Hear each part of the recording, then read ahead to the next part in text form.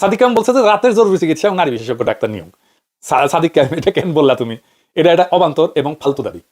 ঢাকা বিশ্ববিদ্যালয়ের বাউন্ডারি যেখানে শেষ হয়েছে তার সাথে বাংলাদেশের সেরা 3টে হাসপাতাল, PG, BIRDEM, Dhaka medical college. Dhaka medical কলেজের ছাত্র আর ছাত্রীদের যে হোস্টেল, ওইটা থেকে ঢাকা মেডিকেল কলেজের জরুরি বিভাগের যে দূরত্ব, তার চাইতে ঢাকা বিশ্ববিদ্যালয়ের অনেক ছাত্র হলের দূরত্ব কম।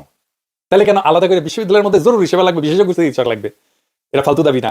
ঢাকা বিশ্ববিদ্যালয়ের নিজস্ব চিকিৎসা সুবিধা আছে কিনা জানি না, থাকলেই 3টে হাসপাতালের সাথে চুক্তি করা উচিত ছাত্রছাত্রীদের চিকিৎসার জন্য। ডাকসুর দাবি তোলা উচিত সকল মেডিকেল কলেজ হাসপাতালে সম্ভব হলে আলাদা ছাত্র ওয়ার্ড রাখো। সেইখানে কলেজ বিশ্ববিদ্যালয়ের ছাত্রছাত্রীদের নিখরচে চিকিৎসা দেওয়া হবে, উন্নত মানের খাবার দেওয়া হবে, বিশেষ পরিচ্ছন্নতা নিশ্চিত করা হবে। আবাসনের জন্য একই কথা, প্রত্যেক শিক্ষা প্রতিষ্ঠানের জন্য আলাদা আবাসনের ব্যবস্থা এটা করা সম্ভব না।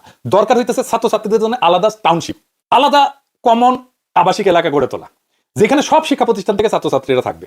সেখান থেকে গণপরিবহনে যেন ছাত্ররা আসতে পারে কলেজ বিশ্ববিদ্যালয়ে, সেই ব্যবস্থা করতে হবে যেন এগুলো মেট্রো স্টেশনের আশেপাশে হয়। আমার শিক্ষা প্রতিষ্ঠানের মধ্যে আবাসন থাকতে হবে, এটা কোনো প্র্যাকটিক্যাল সমাধান না। প্যারিসের সরবনে যেটি আমি পড়েছি 55,000 ছাত্রছাত্রী পড়ে, নিজস্ব আবাসন নাই। ঢাকা বিশ্ববিদ্যালয়ে 40,000 ছাত্রছাত্রী নিয়ে হিমশিম খায়। তবে এটা সরকারকে করতে হবে যে ছাত্রদের জন্য টাউনশিপ, সকল ছাত্রদের আবাসনের ব্যবস্থা করা সরকারের কাজ। কাজটা খুব এফিসিয়েন্টলি করা যায়, নন প্রফিট বেসিসে করা যায়।